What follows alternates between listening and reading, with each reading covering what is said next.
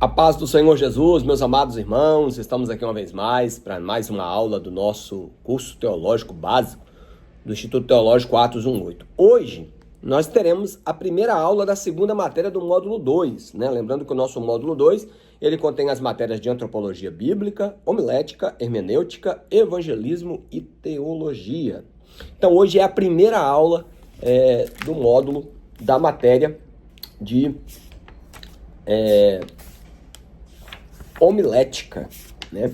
Eu já quero deixar aqui como a título como texto introdutório, eu quero deixar aqui para os irmãos 2 Timóteo capítulo 2, no seu versículo 15, diz o seguinte: procura apresentar-te a Deus aprovado, como obreiro que não tem do que se envergonhar e que maneja bem a palavra da verdade.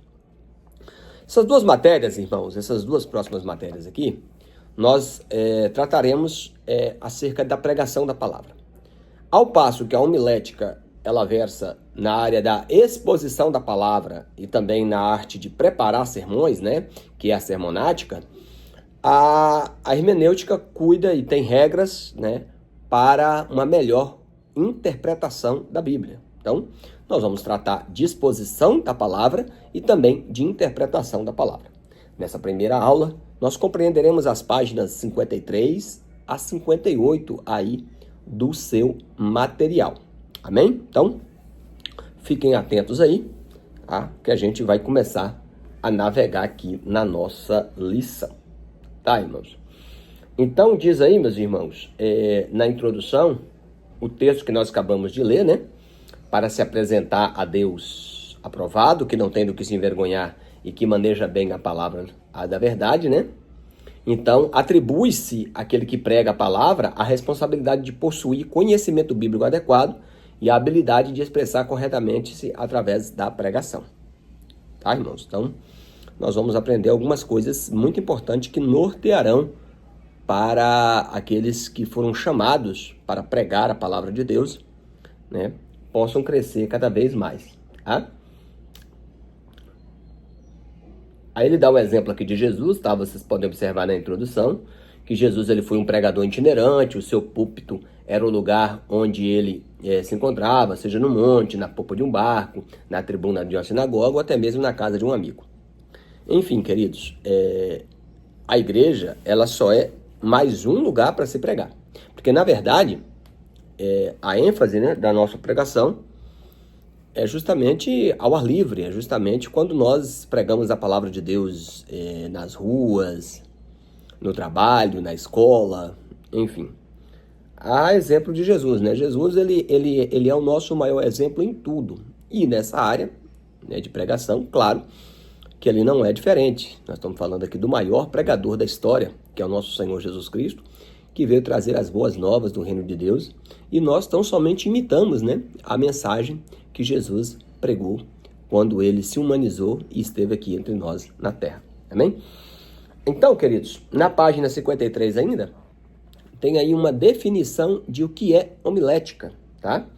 Ele fala, o autor diz que a palavra homilética, ela deriva do grego clássico homilos, que significa multidão, assembleia do povo, da mesma origem que surge também o verbo amplamente traduzido nas reuniões cristãs primitivas para indicar os discursos familiares feitos entre os líderes. Homilia foi um termo adaptado de homiléu, tá, irmãos? Então, assim, por exemplo, quando a gente trata de homilética, é importante a gente ressaltar, né, algumas coisas. Por exemplo, eu quero apenas considerar aqui o significado da palavra homilética, tá?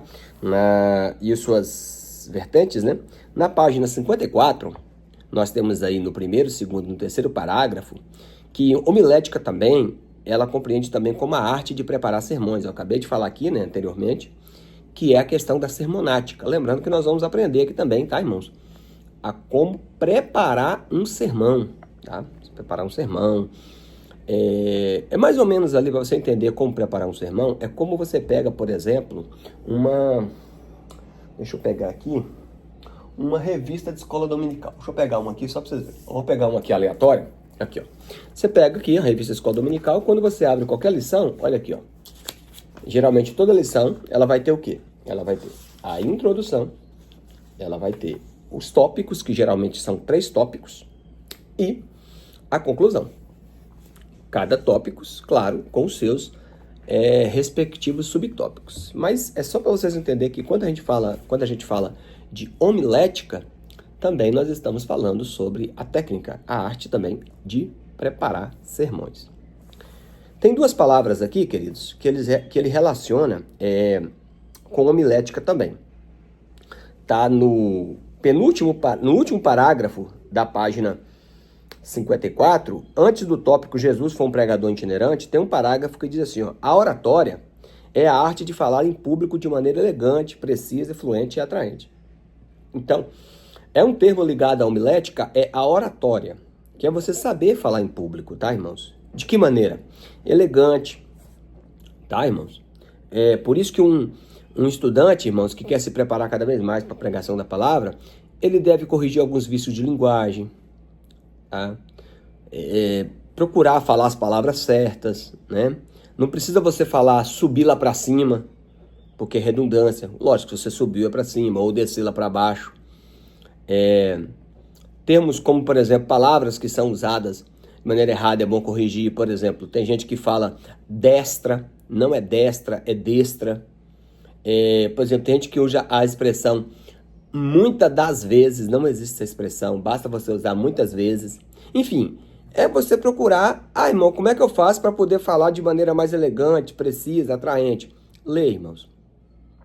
Uma das vantagens da leitura é que a leitura, ela, além de desenvolver a sua intelectualidade, ela também melhora o seu vocabulário, tá? Leia primeiramente, claro, a Bíblia. Leia primeiramente a Bíblia e, claro, também boas literaturas, né? Por exemplo, eu tenho aqui alguns livros, né, na área de hermenêutica, de homilética, para você falar melhor, para você se expressar melhor, tá? Então, a oratória é a arte de falar em público de maneira elegante, precisa, fluente e atraente. E aí tem um outro termo aqui relacionado, irmãos, que é a eloquência. O que é eloquência, irmãos? É a prática da oratória. Ou seja, a eloquência, irmãos, traduzindo aqui em linhas gerais, é a persuasão. É a capacidade de persuadir alguém. Por isso, irmãos, que é importante, quando a gente vai pregar a palavra, nós tenhamos ousadia. O que é a ousadia, meus irmãos? É a coragem.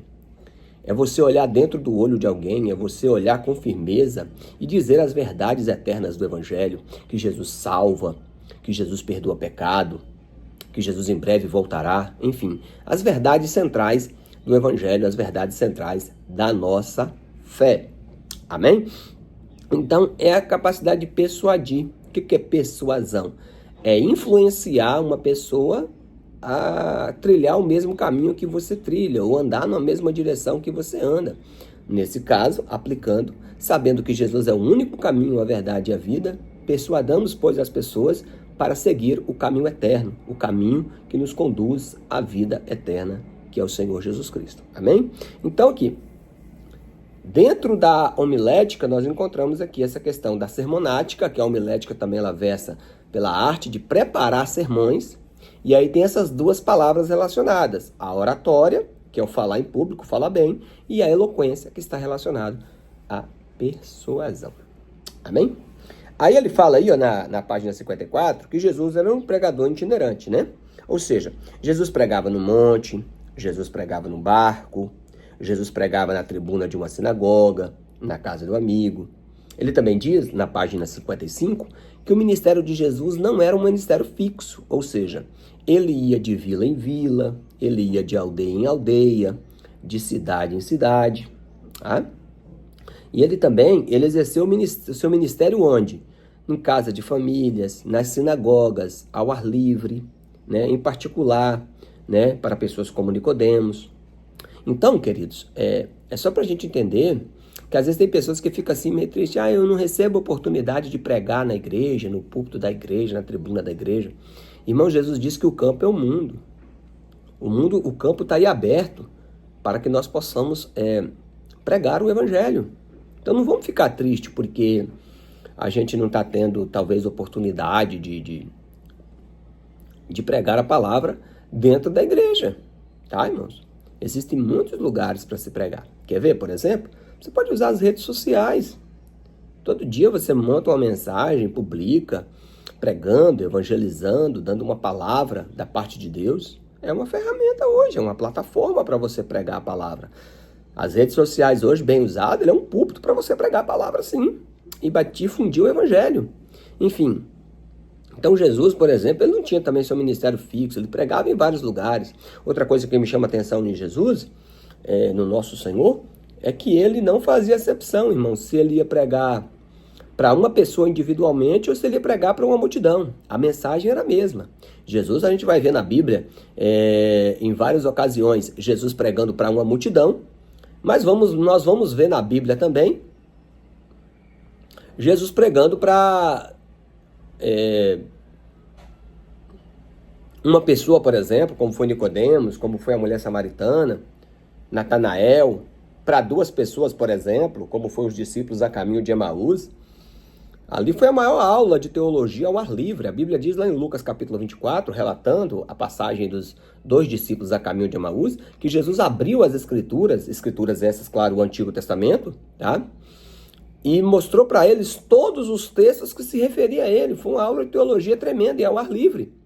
Então é isso que eu quero trazer à tona para os irmãos aqui, tá? Amém?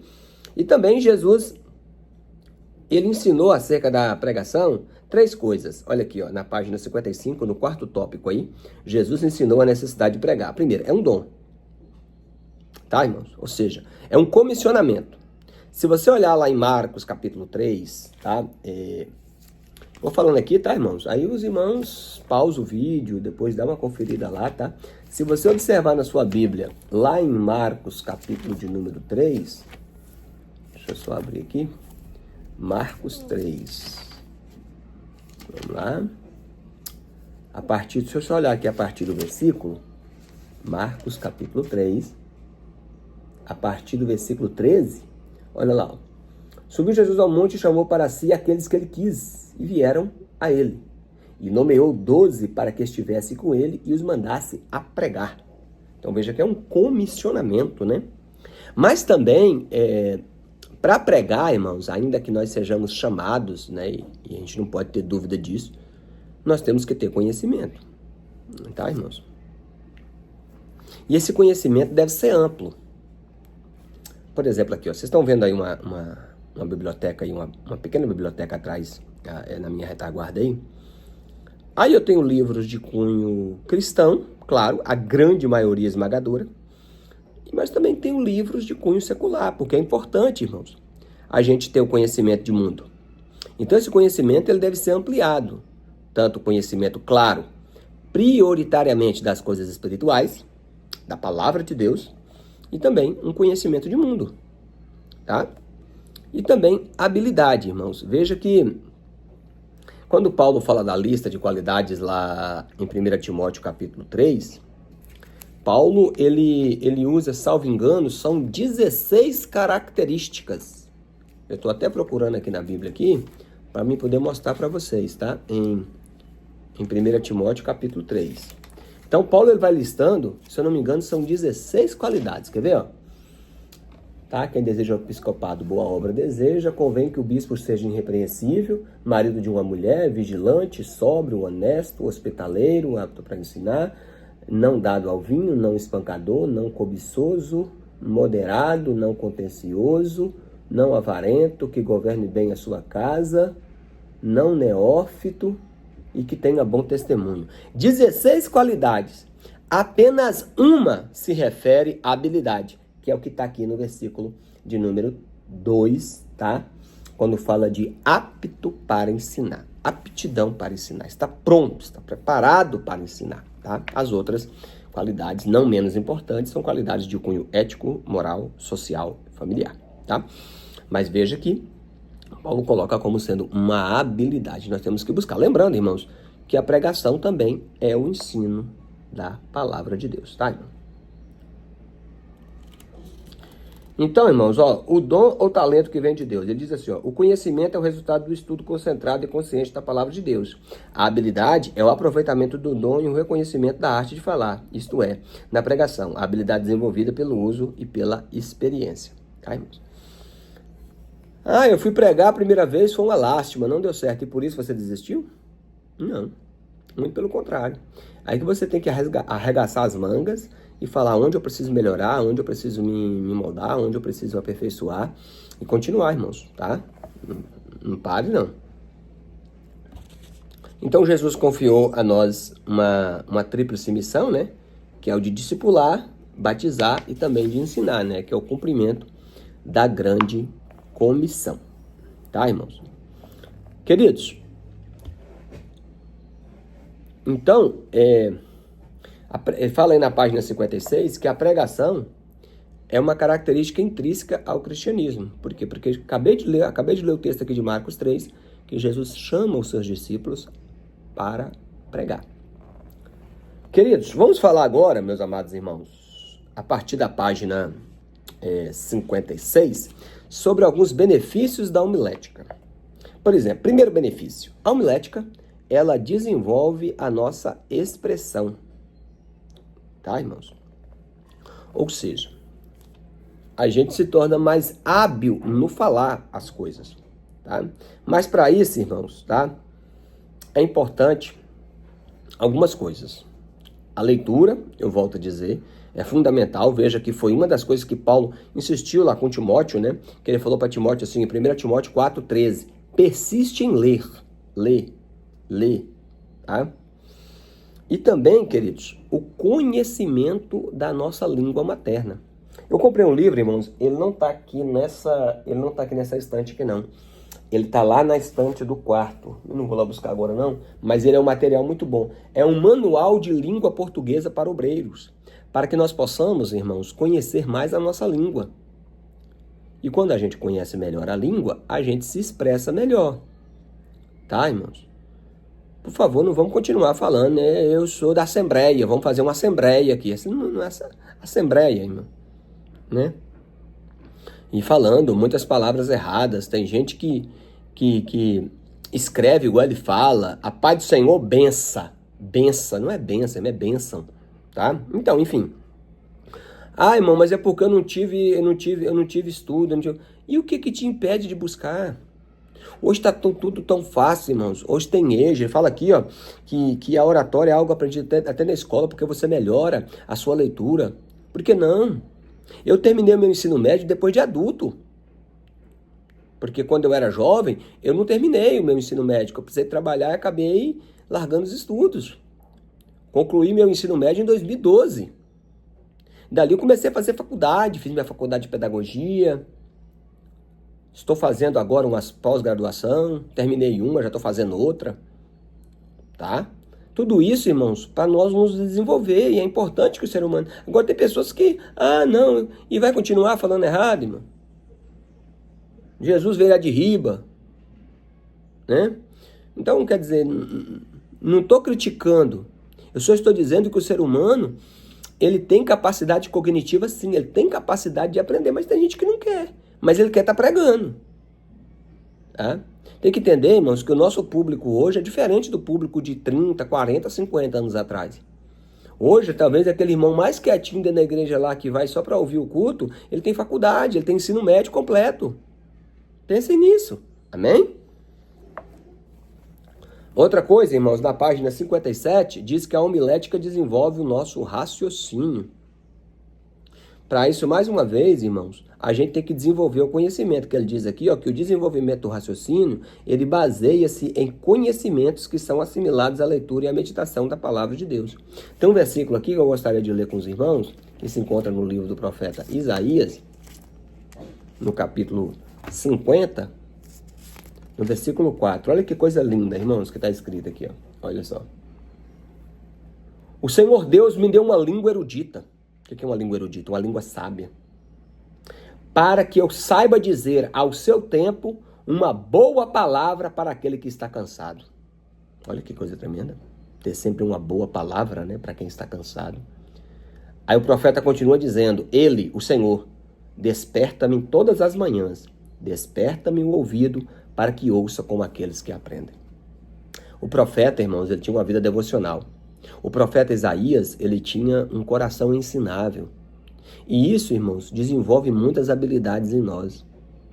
A gente sentar para poder ouvir, para poder meditar, para poder refletir. Eu sempre digo, irmãos, quem medita diariamente na palavra de Deus sempre tem mensagem. Nunca falta mensagem para ele. Seja no ônibus, seja na escola, seja na vizinhança, seja no trabalho, seja para uma pessoa em particular. Amém? Reflitam sobre isso, irmãos, que é muito importante o que nós estamos falando aqui. Amém? E também, queridos, na página 57 ainda, diz que a homilética, ela aprimora os conhecimentos gerais.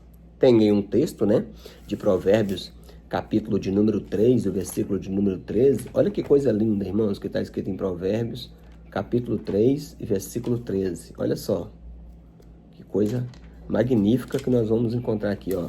Provérbios, capítulo 3, versículo 13. Ó, vamos lá. 3:13. Ó. Bem-aventurado é o homem que acha sabedoria e o homem que adquire o conhecimento. Olha que coisa linda, hein? Ele diz que tanto a preparação quanto a exposição, elas são enriquecidas pelo grau de conhecimento do pregador. Não é tudo, mas é enriquecida. Então é bom a gente pesquisar, comprar bons materiais, tá? Atrás de mim vocês estão vendo aí dicionários, comentários, materiais que nos ajudam na melhor compreensão da Bíblia, tá, irmãos? A Bíblia nos ensina claramente, em 1 Pedro 3,18, que tem que haver um paralelo, né? Entre crescer na graça e no conhecimento. Crescer em graça, irmãos, é crescer na vida devocional com Deus. Ter uma vida devocional como Isaías tinha, que nós acabamos de ler aqui, né? Isaías 50, versículo 4. Crescer em conhecimento é isso, tá, irmãos? Ele diz aqui, meus irmãos, que a homilética, já nas últimas frases da página 57, que a homilética apresenta regras técnicas que ensina como o pregador pode tirar proveito dos seus conhecimentos, ordenando os pensamentos e dosando-os com a graça divina. Todo pregador deve ser sistemático, ou seja, adotar um sistema para o seu maior proveito do ministério da palavra. O processo de estudo, aprimoramento dos conhecimentos gerais, conhecimentos bíblicos, envolvem 3 aspectos. E quais são eles? Primeiro, a observação, a consulta e a discussão. Enfim, queridos, resumindo, é você, um pregador que se preza, ele deve ser um pesquisador nato. Ele deve buscar, ele deve consultar, tá? Ele deve refletir, ele deve meditar, ele deve observar, tá? Então, esses 3 verbos são fundamentais: observar, consultar e discutir. Amém? E aí, para nós encerrarmos, tá? Lembrando sempre, irmãos, que as nossas aulas, elas geralmente não passam de meia hora, tá? É entre 25 minutos e meia hora, não passa disso. Porque o mais importante é que você leia o seu material e você medite. Amém? Medite no material, faça suas anotações. E nós estamos também à disposição para que os irmãos possam nos fazer perguntas à medida que vocês, claro, forem assistindo aos vídeos. Amém? E eu quero encerrar aqui lendo, né, na página 58, sobre a homilética desenvolve a vida espiritual. E prestem bem atenção, que eu só vou apenas fazer a leitura. Não pode existir sucesso na pregação sem o cultivo de uma vida espiritual dinâmica. Não basta o pregador conhecer as regras da homilética, sem saber fazer um esboço do sermão, ter facilidade de expressão, possuir grande conhecimento secular, pois a pregação também exige uma vida de consagração a Deus. O pregador, antes de tudo, é um servo que faz a vontade do seu Senhor. É também um embaixador que precisa estar em contínuo contato com o seu governo, para dizer somente aquilo que interessa ao seu país. É impossível separar a pregação da devoção. A primeira sem a segunda, ela é vazia e inexpressiva. O pregador, quando prepara a prédica, deve estar inspirado e ungido em meditação e oração. É sobre os joelhos dobrados que o canal divino flui sobre a mente do mensageiro. O cultivo espiritual deve ocupar o primeiro lugar na vida do pregador. O pregador anda de joelhos dobrados. Seu recinto pastoral deve ser o seu lugar secreto, o altar de oração, o lugar de comunhão com Deus. Então, aqui fica bem claro que um pregador que se preza, que ele quer honrar glorificar o nome do Senhor, em fazer o nome de Deus e a palavra de Deus conhecido, ele jamais pode negligenciar o ministério da oração. A mensagem ela tem que ser regada na oração, na dependência de Deus, porque nós estamos diante de Deus, pregando a palavra de Deus para o povo de Deus. Então é muito importante que nós tenhamos dependência do Espírito Santo de Deus. Amém, meus amados irmãos? Vamos orar? Pai, muito obrigado, Senhor, por aquilo que lemos, por aquilo que meditamos e refletimos. Senhor, nós te pedimos em nome de Jesus nesse momento, ó Deus, que o Senhor nos dê graça, nos dê força, nos dê sabedoria do alto, ó Deus, para que possamos, ó Deus, compreender isso, que nós somos chamados para ministrar a Tua palavra e que nós temos, Senhor, a necessidade de aperfeiçoamento a cada dia. Nos dê, Senhor, a condição, as ferramentas necessárias, o discernimento e a sabedoria, Pai, para que possamos ser sempre um canal de bênção, usado em Tuas mãos, para a glória do Teu nome, porque o nosso desejo é de proclamar a Tua palavra até os confins da terra. Ser conosco, em nome de Jesus. Amém. Amém, queridos? Que Deus abençoe rico e poderosamente. Nos encontraremos na nossa segunda aula sobre homilética.